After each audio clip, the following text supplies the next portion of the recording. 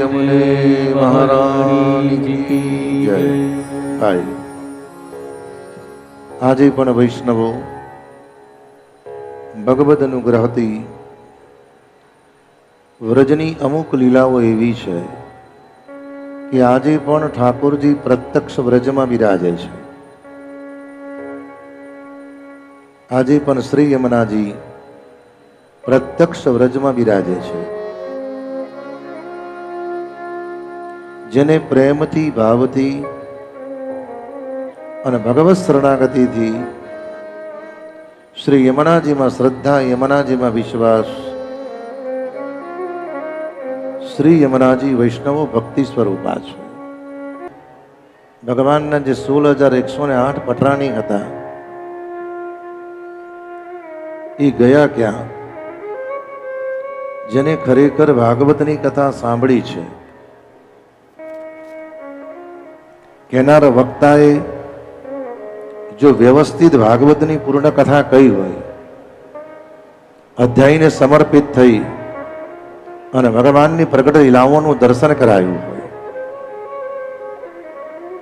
તો એ વક્તાને અને એ શ્રોતાને ખબર હોય કે 16,108 ભગવત અનુગ્રહથી કારણ કૃપાનાથ જ્યારે વિદાય લેવાના હતા દ્વારિકામાંથી, અને એ વખતનો વિરહ, એ વખતનો વિયોગ અને એ વખતનું જે દુઃખ છે,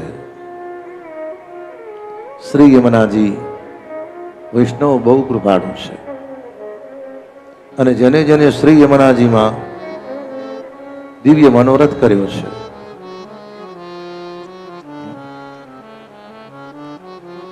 અને ચુંદડી મનોરથની અંદર શ્રી યમુનાજીમાં જે વૈષ્ણવ ભાવથી ચુંદડી મનોરથ કરે છે ને, એ વૈષ્ણવને શ્રી યમુનાજીની અનુભૂતિ થાય છે। અને જેને પ્રગટ અનુભૂતિ થઈ હોય તો એમાં એક શ્રી યમુનાજીની લીલા એવી છે કે જ્યારે તમે મનોરથ કરો અને ભાવથી ને સમર્પિત થઈને મનોરથ કરો, તમે મનમાં વિચાર કર્યો હોય કે 108 ચુંદડી માતાજીને સમર્પિત કરવી છે, અને શ્રી યમુનાના દ્વાર પર ચોબાજી દિવ્ય પૂજન કરાવે, અને એ પછી આપ નાવમાં બિરાજો અને શ્રી યમુનાજીને જ્યાં ચુંદડી પરિધાન કરાવો, અને ખરેખર જે વૈષ્ણવે ભાવથી કરે છે, આજે પણ એક અનુભૂતિ થાય છે સાહેબ। તમારી 108 ચુંદડી હોય, એમાંથી 2 કે 3 ચુંદડી આજે પણ યમુનાજી સ્વીકારે છે, સ્વીકારે છે ને સ્વીકારે છે।